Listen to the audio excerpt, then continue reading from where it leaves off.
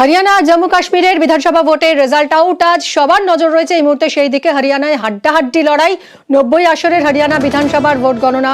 হরিয়ানায় হাত পদ্মের জোর টক্কর, ভোট গণনায় কিছুটা এগিয়ে বিজেপি। কথা বলবো মৈত্রেয়ী আমাদের প্রতিনিধির সঙ্গে।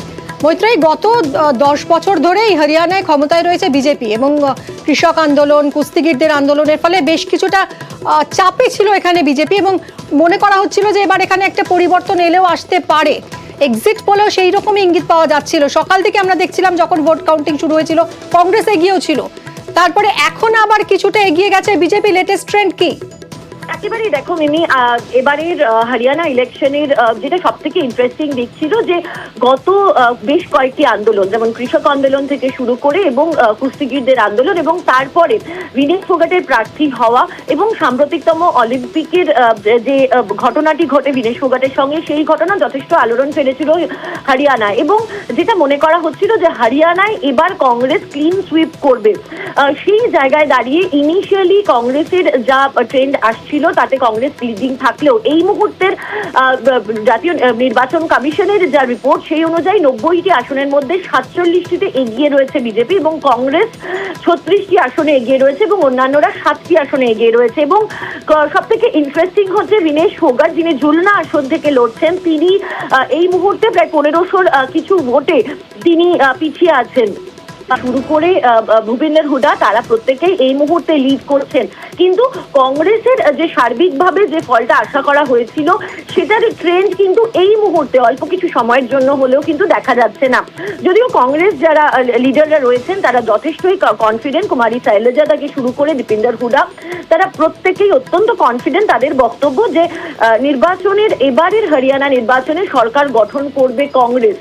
তাদের বক্তব্য যে এটা আর্লি ট্রেন্ড এবং সবে এখন 3-4 রাউন্ড কাউন্টিং হয়েছে, আরো অনেক রাউন্ড কাউন্টিং হওয়া বাকি আছে, তারপরে আরো যত বেলা গড়াবে তত ক্লিয়ার ট্রেন্ড আসতে শুরু করবে। তবে নিঃসন্দেহে কংগ্রেসের প্রতি যে আশা করা যাচ্ছিল এবং এক্সিট পোলেরও যে ইন্ডিকেশন ছিল তা কিছুটা হলেও এই মুহূর্তে কংগ্রেস লড়াই দিচ্ছে, ঠিকই লড়াই দিলেও অ্যাবসলিউট মেজরিটি থেকে একটু পিছিয়েই পড়ছে এখন। অনেক ধন্যবাদ। এদিকে জম্মু কাশ্মীর 1 দশক পর উপত্যকার রায়। জম্মু কাশ্মীরে 370 বিলোপের পর প্রথমবার ভোটের রেজাল্ট। বুথ ফেরত সমীক্ষা সত্যি করেই 90 আসনের বিধানসভায় অনেকটাই এগিয়ে কংগ্রেস এনসি জোট। ম্যাজিক ফিগার থেকে ঢের পিছিয়ে বিজেপি। মৈত্রেয়ী, এখানে 370 ধারা রদ করেছিল বিজেপি সরকার। বিজেপি তার কি একটা প্রভাব পড়তে চলেছে জম্মু কাশ্মীরে? একেবারে দেখো, জম্মু কাশ্মীরের নির্বাচনের কিন্তু এবার সব থেকে বড় বা বলা যেতে পারে লিটমাস টেস্ট ছিল বিজেপির জন্য। এবং যদি বিজেপি তরফ থেকে প্রচারের দিকে দেখা হয় তাহলে দেখা যাবে যে জম্মু কাশ্মীরে কিন্তু বিজেপির যে প্রচারের ঝড় সেটা কিন্তু তুলেছিল অমিত শাহ থেকে শুরু করে নরেন্দ্র মোদী, জেপি নাড্ডা, বিদেশ এবং প্রতিরক্ষা মন্ত্রী রাজনাথ সিং, তারা প্রত্যেকেই ভ্যালি এবং একই সঙ্গে জম্মু দুটো জায়গাতেই কিন্তু ঝড় তুলে তারা প্রচার করেছিলেন। কিন্তু যে ট্রেন্ড দেখা যাচ্ছে তার কারণ, যেটা প্রাথমিকভাবেও যেটা মনে করা হয়েছিল, রাজনৈতিক বিশ্লেষকরাও যেটা বলেছিল যে ভ্যালিতে বিজেপি খুব একটা নখ ফোটাতে পারবে না এবং সেই দিকেই কিন্তু এখনো পর্যন্ত ট্রেন্ডও ইন্ডিকেট করছে। ইতিমধ্যেই ন্যাশনাল কনফারেন্স বা এনসি তারা 39টি আসনে লিড করছেন এবং অন্যদিকে কংগ্রেস 8টি আসনে এবং পিডিপি 4টি আসনে লিড করছে। ফলে যদি দেখা যায় কংগ্রেস এনসি জোট তারা কিন্তু অ্যাবসলিউট মেজরিটি থেকে কিছুটা বেশি আসন ইতিমধ্যেই তারা পেয়ে গিয়েছেন। অন্যদিকে বিজেপি এই মুহূর্তে বিজেপির লিড 28টি আসনে। যেরকম আন্দাজ করা হয়েছিল যে জম্মুতে বিজেপি হয়তো কিছুটা ভালো তারা ফল করবে এবং যে ট্রেন্ড দেখা যাচ্ছে তাতেও কিন্তু সেই দিকেই ইন্ডিকেশন রয়েছে। তবে আবারও বলবো যে এটি আর্লি ট্রেন্ড, যেটা এনসি এবং কংগ্রেসের লিডাররা তারা যেটা জানাচ্ছেন যে তারা এই ট্রেন্ড ধরে রাখবেন এবং তারা অ্যাবসলিউট মেজরিটি তারা পাবেন।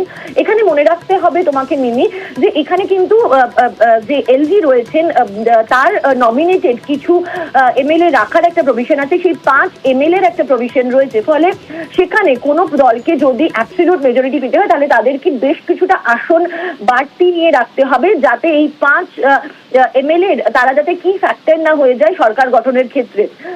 যদিও এনসি কংগ্রেস তারা যথেষ্টই কনফিডেন্ট রয়েছেন এই মুহূর্তে দাঁড়িয়ে যে তারা অ্যাবসলিউট মেজরিটি থেকে তারা অনেকটাই এগিয়ে যাবেন এবং জম্মু কাশ্মীরে যদি এই ট্রেন্ডটাই সত্যি হয় তাহলে এবার কাশ্মীরে কি ইন্ডিয়া জোট তারা সরকার করতে পারে?